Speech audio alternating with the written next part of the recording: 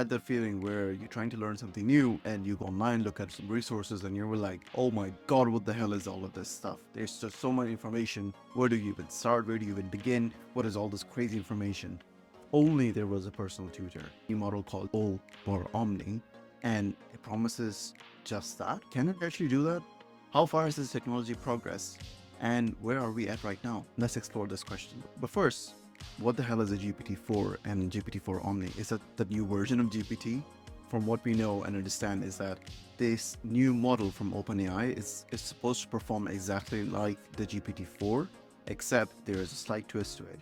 In the previous models like GPT 3.5 and GPT-4, they only used to accept text and the models could only understand text. This new update, these large language models can actually understand video, audio, images, and text. But what's so special about that? What was happening behind was that the audio was actually just being transcribed into text, and that text was fed into the LLM, and the LLM would pass a response back, and then that would get converted into audio.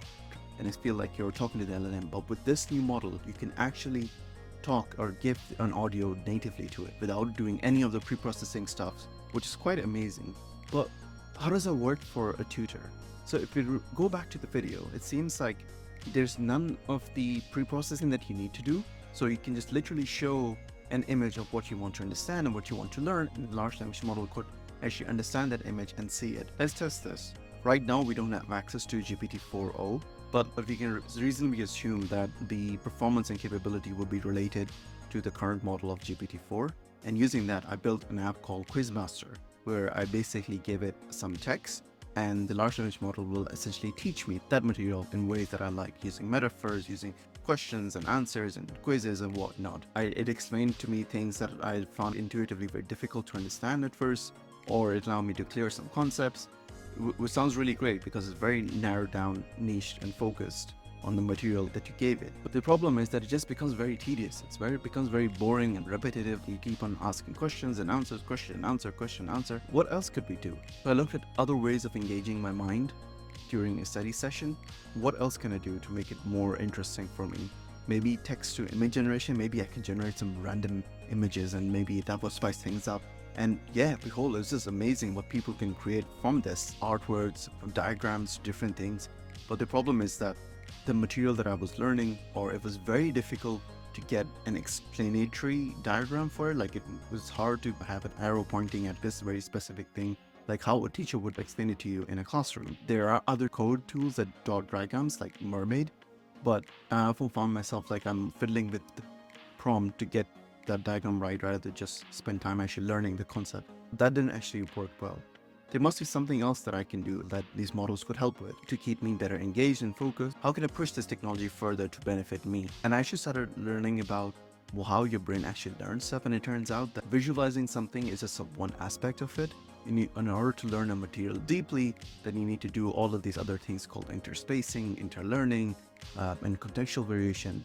What it means is that in order to learn a material where you can remember it for longer, you need to do active recall, you need to break up your study sessions over a period of time, as well as look at the material from different angles and do some variations within the materials that you can understand it more deeply. Which sounds all really good because GPT-4 right now can actually do all of those things by providing various different questions, various different answers, various different scenarios that I can practice on, which all seems really good. And all of this will just get enhanced with GPT-4o. So now the latency has been reduced. There's no conversion that is necessary. I can work with the large language model natively and the response seems almost instantaneous. But any good teacher would actually tell you that it's not just about the learning, but it's also about the mindset as well. There is a whole thing about psychology of learning, and can large language models help with that too? That's what I wanted to find out. And researching a little bit more, there's a whole lot of information about procrastination and your study habits and the mindsets that you have. It got me thinking that what are my own mindsets? What are my own limiting beliefs that prevent me from learning things? Based on those things, I can create some coaches that the large language model can help in and basically pick me up when I'm struggling, when I'm feeling down. They can help me understand the different feelings, what I'm going through. And that's exactly what I built out to be. So I have my very own psychologist that helps me, but it's just another tool to help me understand. It's another form of journaling, but it's interactive. So where are we right now? Even in the current state, large language models like GPT-4 or GPT-4 Turbo, they're not a one-all end-all solution. We're not quite there yet where you can just tell it like, here you go, teach me something. It doesn't quite work that way. We still need to build systems around it. It needs to be led rather than it leading us, if that makes sense. So we give it a material. It can teach you the material in a way that is understandable to you in your own style. You can use voice, you can act out in different ways, and also maybe create some semi-useful diagrams. But most importantly, we can create systems around these large language models that allows us to utilize the best learning techniques like interspacing, interleaving, and have quizzes and answers and all of those other things that help us to learn better. So instead of transcribing a video, I can just give it a video lecture. I can give it an article. I can give whatever sources, and the latency decreased so much that it almost feels instantaneous, as if there's a real teacher. And on top of all of this, you can build your very own coaches that help guide you if you're feeling anxiety, if you're feeling like you're procrastinating. Large language models can help you in all of that. We're not at a stage yet where they can do all of this automatically, but hey, that's fine.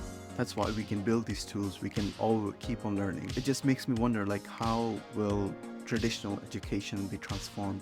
And it just makes me really excited about the things that people will be able to build, because the only way to grow is to learn, and learning has just become so much more easier because of these technologies.